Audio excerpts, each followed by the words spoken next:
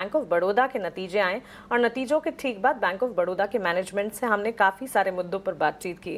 Deposit growth, Kasa ratio, loan growth scenarios, margins, net interest margins की तर्ज पर और फॉरवर्ड लुकिंग अप्रोच पर बैंक ऑफ बड़ौदा के एमडी और सीईओ से हमारे सहयोगी अंकुर मिश्रा ने बातचीत की। आइए क्विकली वो आपको दिखाएं। बैंक ऑफ बड़ौदा ने 5,000 करोड़ रुपए के ऊपर का नेट प्रॉफिट पोस्ट किया है और नतीजों पर बातचीत करने के लिए हमारे साथ एमडी एंड सीईओ मिस्टर चांद खुद मौजूद हैं। आपका 18 आवर्स स्वदेश पर स्वागत है। पहला सवाल मैं आपसे समझना चाहूंगा कि इस बार के जो नंबर्स रहे हैं वहां पर कुछ तरीके का जो एक साइड बेनिफिट बोल सकते हैं आपको ट्रेजरी इनकम से भी मिला है, लेकिन साथ ही साथ आपकी लोन ग्रोथ काफी अच्छी रही है। आप इन नंबर्स को कैसे एक्सप्लेन करेंगे? मुझे बुलाने के लिए धन्यवाद। मैंने इस फिनेंशियल ईयर का बात करें तो हमारा जो टॉप लाइन नंबर्स है जो आपने बताए, ग्रोथ काफ़ी स्ट्रांग है। डोमेस्टिक एडवांसेस ऑलमोस्ट 13.7% का ग्रोथ है। ओवरऑल 13% एडवांस ग्रोथ है। डिपॉजिट ग्रोथ 10.3% है। हमारा जो मेन रैंक है उसमें हमने ऑलमोस्ट 200 बीपीएस चेंज मार्च 25 ओवर मार्च 24 किया है। सो बैंक्स का जो ग्रोथ मैट्रिक्स है वो स्ट्रांगली है और ये कंसिस्टेंट है। ये कंसिस्टेंट 1-2 क्वार्टर नहीं, कंसिस्टेंटली लास्ट 7-8 क्वार्टर से काफी स्ट्रांग चल रहा है। प्रॉफिट का बात करें तो बैंक का जो ऑल टाइम प्रॉफिट 19,581 करोड़ का फुल ईयर का प्रॉफिट है। इस क्वार्टर में 5,000 का ऊपर प्रॉफिट है। हमने लास्ट 4 क्वार्टर्स में 2 क्वार्टर्स 5,000 का ऊपर प्रॉफिट दिए हैं। So the growth and profit का जो कॉम्बिनेशन है, ट्रेड ऑफ है, I think bank of Baroda में ये नंबर से अच्छे तरफ से वो दिखाई देता है।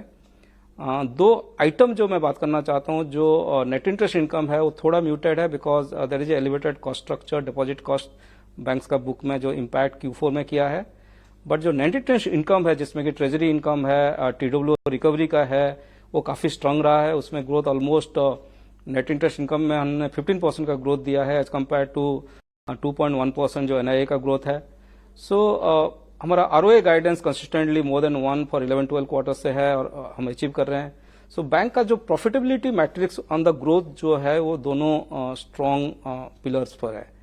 और ये जो नेट प्रॉफिट का ग्रोथ है वो भी 10% ग्रोथ विसाविस लास्ट ईयर है। और एक जो सिग्निफिकेंट अचीवमेंट मैंने पहले भी हाईलाइट किया था कि जो ग्रुप का नेट प्रॉफिट 20,000 करोड़ से ऊपर गया है।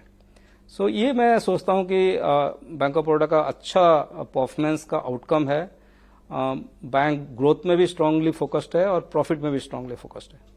जी, अगर हम डिपॉजिटर्स की बात करें तो चढ़ते हुए इंटरेस्ट रेट में तो बड़े खुश होते हैं, लेकिन अभी इंटरेस्ट रेट थोड़ा नीचे गिर रहा है। चाहते वो हैं कि हमें डिपॉजिट अच्छे रेट पे मिले और लोन सस्ता मिले, लेकिन अभी सिनेरियो उल्टा है। इसको आप कैसे नेविगेट कर रहे हैं? और डिपॉजिट्स की हम बात करें तो उसकी क्या रिप्राइसिंग आपको करनी पड़ेगी? देखिए, डिफरेंट मार्केट कंडीशन में एसेट साइड प्राइसिंग और लायबिलिटी का अलग अलग डिफरेंट नॉर्म्स है। सो आई मीन जब कस्टमर का क्लास हम देखते हैं, बैंक इंटरमीडिएशन करता है। सो बैंक का एक मार्जिन हम हमेशा माइंड में रखते हैं जब ये डिपॉजिट लेकर एडवांसेस देते हैं। सो एनी मार्केट सिनेरियो में कस्टमर को दोनों तरफ फायदा है। Lower cost of deposit because market scenario change हुआ है, so cost of deposit lower जाएगा। वायरस एसेट साइड में भी वो रिप्राइसिंग होगा, उसमें कंट्री में डिमांड बढ़ेगा। सो डिमांड कस्टमर के लिए again may be on the deposit side और लोन साइड कस्टमर को फायदा रहेगा। तो मैं सोच रहा हूं कि ये जो करंट ईयर में जो ट्रैजेक्टरी चेंज देखने के लिए मिला है, जिसमें कि रेपो रेट कट से एसेट में रिप्राइस ऑलरेडी जो रिटेल लोन में हो चुका है, deposit cost moderation already wholesale market में हम देख चुके हैं। रिटेल डिपॉजिट में भी वो आएगा। हमने many of the banks like us जो पीक रेट 730 था विदाउट लोडिंग अब 710 में आ गया है और मॉडरेशन उधर होगा। एक फैक्टर जो कस्टमर को एज ए डिपॉजिटर जो देखना चाहिए, उनका रियल रिटर्न क्या है rather than absolute return. So when the inflation बहुत कम में है, इवन इफ डिपॉजिट कॉस्ट नीचे जा रहा है, उनका रियल रिटर्न प्रोटेक्टेड है। So as long as real return protected है, I think customer should be happy on that. जी बिल्कुल, आपने लोन ग्रोथ की बात करें, आपने नई स्कीम भी अभी लॉन्च की 8% के ऊपर के होम लोन रेट की। Correct me if I am wrong, क्या इस तरीके के जो प्रोडक्ट्स हैं आप आने वाले दिनों में और खासकर जो त्योहारी सीजन है वहां पर और भी ज्यादा देखने को मिलेंगे, क्योंकि जो ट्रेजेक्ट्री है वो तो डाउनवर्ड्स ही दिख रही है?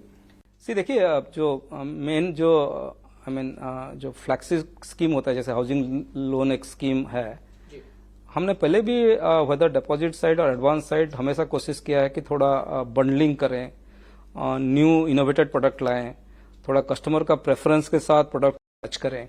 सो ये भी जो स्कीम आप रेफरेंस में ले रहे हैं वो भी उसी तहत है।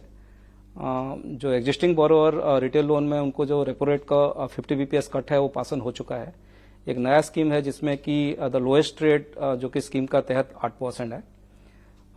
ये मार्केट में जस्ट टू क्रिएट न्यू निच सेगमेंट ये सब बैंक को करेंगे, और उसमें जो इंटरेस्ट जो बोरोइंग जो बोरोवर्स हैं उनका ऊपर नया आएगा। जब हमने नया स्कीम अनाउंस करेंगे, कुछ बंडलिंग करेंगे, कुछ ऑफरिंग देंगे। I think that's part of a normal banking process, और ये हमने भी शुरू किया है, बाकी बैंकों भी शुरू करेंगे। अभी बड़ा क्लासिक केस हो रहा है कि यील्ड ऑन एडवांसेस कम हो रहा है, कॉस्ट ऑफ डिपॉजिट बढ़ रहा है। इसको बैंक आगे जाके कैसे मैनेज करेगा, और आपकी जो रफ्तार है 3% के ऊपर की नेट इंटरेस्ट मार्जिन की, क्या उसको बरकरार रख पाएंगे? ये बहुत सही आपने पूछा। जो यील्ड ऑन एडवांसेस का जो रिप्राइसिंग थोड़ा पहले से ही शुरू हो गया था। हमारा मार्केट में डिपॉजिट रिप्राइसिंग होता है बट विथ ए लैग होता है जी। So may be Q1 would be 1 quarter जिसमें कि ये चेंज इतना नजर नहीं आएगा, बट मैं आशा करता हूं कि जो Q2 और Q3 में ये नॉर्मलाइज हो जाएगा, जिसमें कॉस्ट ऑफ जो यील्ड ऑन एडवांस जितना रिडक्शन है, कॉस्ट ऑफ डिपॉजिट उतना एक्सटेंड में वो भी रिप्राइस होगा, सो दैट कि बैंक का मार्जिन प्रोटेक्ट रहे। So because we are taking deposit and lending, हम कोशिश करेंगे कि मार्जिन को प्रोटेक्ट रखें, बिकॉज उसमें बैंक का स्ट्रेंथ है, कस्टमर क्लास को बेनिफिट है, इकोनॉमी में जो प्रोडक्टिव जो कैपेसिटी है उसमें फंड करने के लिए ज्यादा कामयाब रहेंगे। आखिरी सवाल मैं शेयर धारकों के माध्यम से पूछना चाहूंगा। जब से चांद साहब ने कमान संभाली है, कुछ एक डिफिकल्टीज भी रही, लेकिन कुछ जादू की छड़ी चला के आपने ROA को बड़ा मेंटेन रखा है। आगे जाकर क्या शेयर होल्डर्स आपसे एक्सपेक्ट कर सकते हैं?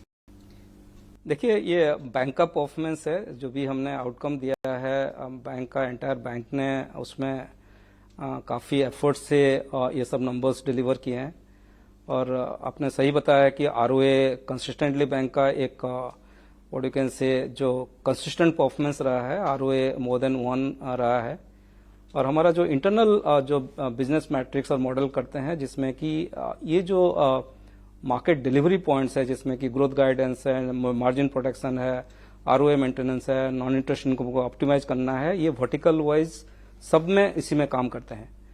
तो मैं सोचता हूं कि सिंस ये स्ट्रक्चरल स्ट्रेंथ बैंक का है, ये आगे भी ये स्ट्रेंथ को बरकरार रखेंगे, और आशा करता हूं कि जो हमारा जो गाइडेंस है, इस साल भी आप देखे होंगे जितना गाइडेंस दिए थे एक्चुअल अलाइंड है गाइडेंस के साथ। सो हम एक्सपेक्ट करते हैं कि जो बिजनेस मॉडल हो कंसिस्टेंट हो, बिजनेस मॉडल स्टेबल आउटलुक हो, उसमें वोलेटिलिटी कम रहे, सो दैट द परफॉर्मेंस जो बैंक का होना चाहिए कंसिस्टेंट होना चाहिए। सो ROA उसी बेसिस में जो भी कंसिस्टेंसी है, मैं आशा करता हूं कि उसमें बैंक का पूरा एफर्ट से उसको आगे बरकरार रखेंगे। चलिए एक और सवाल पूछ लेता हूं आपसे, क्या डिविडेंड की 1 साल एक्सपेक्टेशन रखनी चाहिए? ऑब्वियसली हमने डिविडेंड 3 साल का मैं डेटा दूं तो on the same face value हमने FY23 में 5.5 रुपीज दिया था, FY24 में 7 रुपीज 60 पैसा दिया था, FY25 में 8 रुपी 35 पैसा दिया है। सो हमारा जो डिविडेंड ट्रैजेक्टरी है वो कस्टमर रिवॉर्डिंग, इन्वेस्टर रिवॉर्डिंग का तरफ है, और बैंक का प्रॉफिटेबिलिटी इंटैक्ट है, तो डिविडेंड डेफिनेटली इन्वेस्टर एक्सपेक्ट करना चाहिए कि बैंक अच्छा डिविडेंड दे। चलिए बहुत बहुत शुक्रिया हमसे बातचीत करने के लिए, और आशा है इसी तरीके की आपकी ग्रोथ ट्रेजेक्टरी बनी रहेगी। Thank you very much, thanks for inviting.